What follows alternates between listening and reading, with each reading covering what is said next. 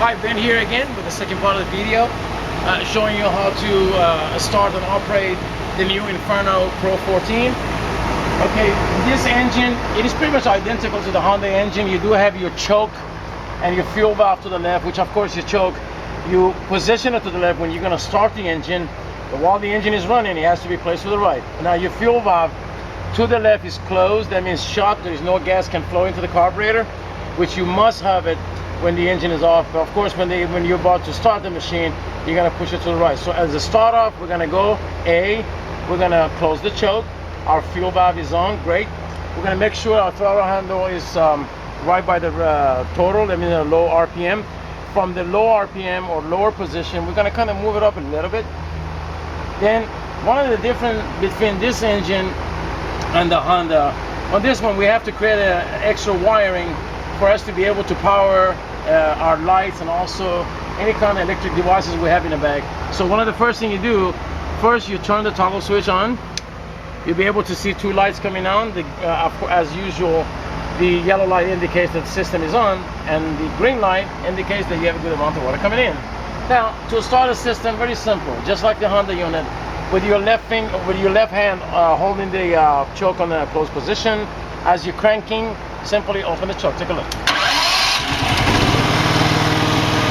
Now, just like the other unit, you normally let it run for maybe a minute and a half to heat up.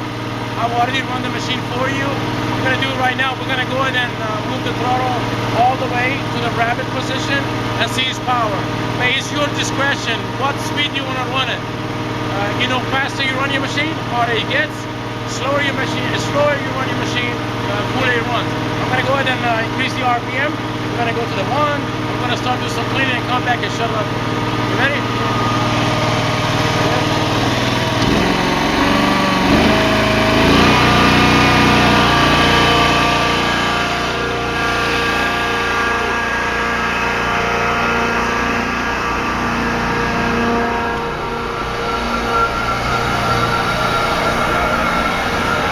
Again, all of our machine comes with a bypass. Two function on this valve.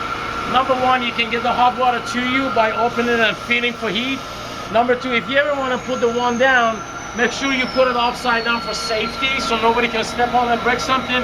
And if you're going to be away from the one for let's say more than a couple of minutes, it's always good to kind of slowly open these and allow the machine to start pumping some hot water back out.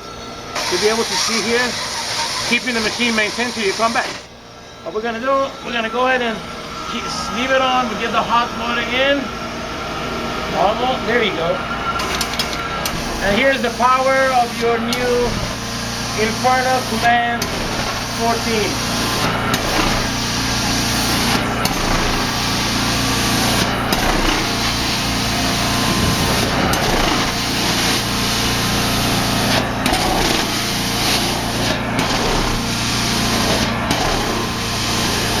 If you're walking in from a electric type of portable, as a startup, you're going to buy this machine, it's always good to kind of pay attention to the suction buildup. That means don't let the one be choking to the floor because you were overloading your belts. Always allow the machine to breathe. And like I said, if you're not using the one, make sure you just open this, allow the machine to kind of run neutral till you come back. And that's as far as cleaning. One of the methods I recommend is to do some strokes of cleaning and then lift up the one. Allow the machine to breathe some air. That way you get some of the torques and there's a lot of pressure off of those belts. You don't wear your belt too quick. Take a look. Left hand out, clean in, And you notice as it comes in, I lift it and I go. Lift, boom.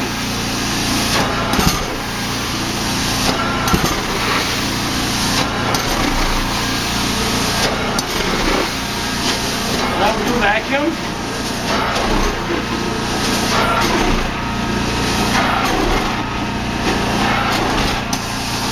Go to the second set, or you can do continuously.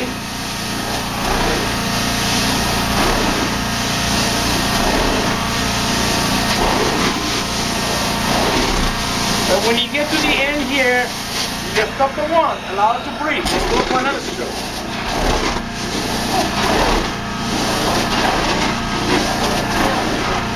Again, breathe, go.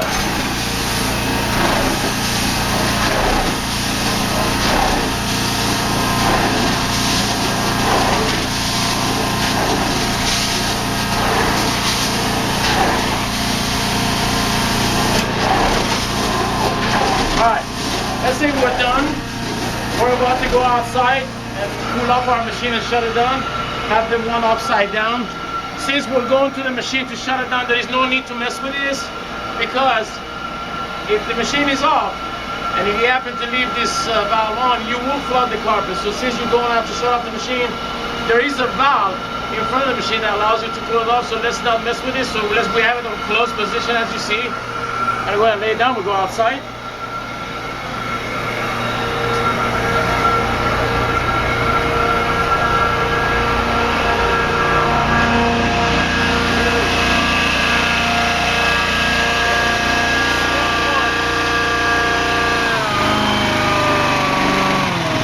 That's step one. You lower the RPM, and then you open the valve, allow all the hot water to start exiting.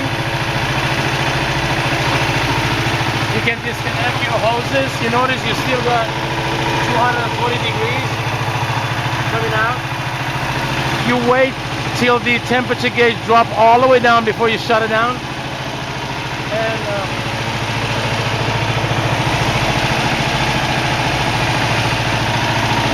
always good to spray some WD-40 in here as the machine is running. If you open it, there's suction. That way the WD-40 goes into the blower and lubricates it. That's step number 2. Number 3 will be basically remove your hoses and shut it off. Turn the key off. Turn the toggle switch off. Choke to the left. Not to get confused with the fuel valve, because you have to close the fuel valve. Do not leave the fuel valve on an on position, because what happened is this machine uses gravity to feed the carburetor fuel from the gas tank. And if you happen to leave it on overnight, there is a possibility that some of this gas will drain into the engine block where the oil is. Next day you're going to be waking up to a full schedule, but you have to do a forcible oil change. That means you have to drain all the oil and gas out and remove it and replace it with a fresh oil. So why not simply have everything to the left? As far as the closing, it doesn't matter what this choke need to be, but not to get you confused, everything to the left. That means choke to the left, fuel valve to the left, throttle to the minimum, toggle switch off, keys off, and then of course remove your hoses and get ready for the next job. I want to thank you again for your time, showing you, allow me to show you the new Pro 14 from Amtex. This machine is going to be replacing the Inferno 15 HP. However, the price remains same, the power is same, but the only thing it is, the 15 horse was discontinued by the Kohler. So the closest horsepower that we could find to replace that engine with was the CS model from the Kohler, which is a 14 horse. And pretty much it can handle everything that the 15 used to do, and maybe even more, because it is a more efficient type of engine as far as fuel consumptions and what have you. I want to thank you again, and I do see you in your future videos.